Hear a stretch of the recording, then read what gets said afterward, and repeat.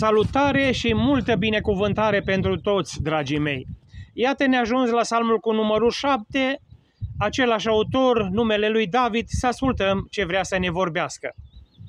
Doamne, Dumnezeule, în Tine-mi caut scăparea. Scapă-mă de toți prigonitorii mei și izbăvește-mă, ca să nu mă sfâșie ca un leu care înghite fără să sară cineva în ajutor.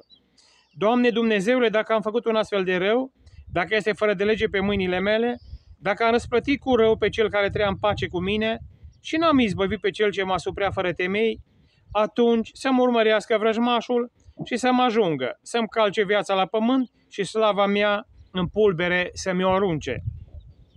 Scoală-te, Doamne, cu mânia Ta, scoală-te împotriva orgiei potrivnicilor mei. Trezește-te ca să-mi ajungi și rânduiește o judecată. Să te înconjori adunarea popoarelor și șezi mai sus decât ea, la înălțime. Domnul judecă popoarele. Fă-mi dreptate, Doamne, după neprihănirea și nevinovăția mea.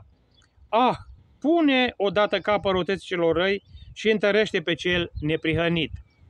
Tu care cercetezi inimile și rărunchii, Dumnezeule drepte, scutul meu este în Dumnezeu care mântuiește pe cei cu inima curată. Dumnezeu este un judecător drept, un Dumnezeu care se mânie în orice vreme.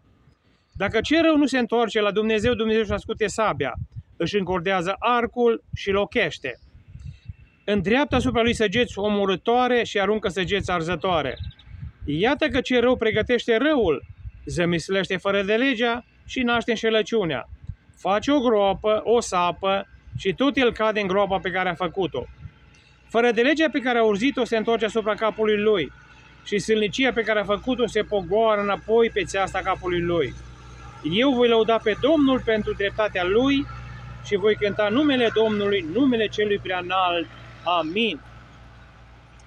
Iată, dragii mei, că David se află din nou într-o postură de jale, de mâhnire, de întristare sufletească, din pricina cuvintelor Beniamitului Cuș.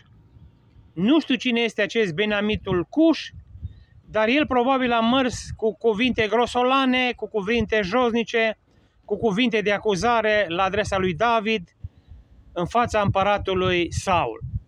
El se vede nevinovat în direcția aceasta și el exclamă: dacă aș fi fost așa, dacă m-aș simți vinovat, aș fi de acord ca viața mea să fie călcată la pământ și slava mea în pulbere să mi se arunce, dar mă simt nevinovat în direcția aceasta. Sunt umilit, mai bine zis, sunt mâhnit din pricina acestor cuvinte nedrepte. Dragii mei, această acțiune s-a petrecut cu mii de ani în urmă. El era o persoană rezonabilă în societatea în care trăia. Încă nu era împărat, dar era foarte cunoscut. Și din punct de vedere fizic era războinic, era puternic și putea foarte lezne să se scape, să se debaraseze de acest Cuș fără nicio problemă. Dragii mei, să știți că omul poate ucide cu vorba. Cuvinte jignitoare, cuvinte de ponegrire la adresa unei persoane sunt ca și niște lovituri asupra lui. Așa că David nu se răzbună singur. David ia o atitudine bună, o atitudine fermă de care ar trebui să ne folosim și noi în vremurile noastre.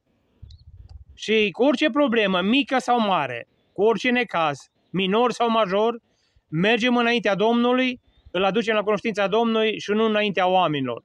Oamenii nu pot să ne ajute, dar în schimb Dumnezeu poate să ne scoate din orice încurcătură, oricât de complexă și de grav ar fi ea. Și ascultați ce inițiativă ia el. În versetul 14 spune: iată că ce rău pregătește răul, zămislește fără de legea și naște înșelăciunea. Face o groapă, o sapă și tot el cade în groapa pe care a făcut-o. Sunt oameni care se îndelnicesc cu răul. Le place să ponegrească pe alții, le place să aducă acuzații altor persoane. Se cred la apogeu. Se cred că fac o bravură în sensul acesta.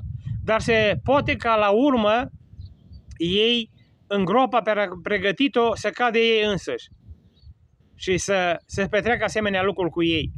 Așa că învățătura lui David pentru noi astăzi este să aducem necazul înaintea Domnului și pe vrăjmași să-i lăsăm în grija lui Dumnezeu.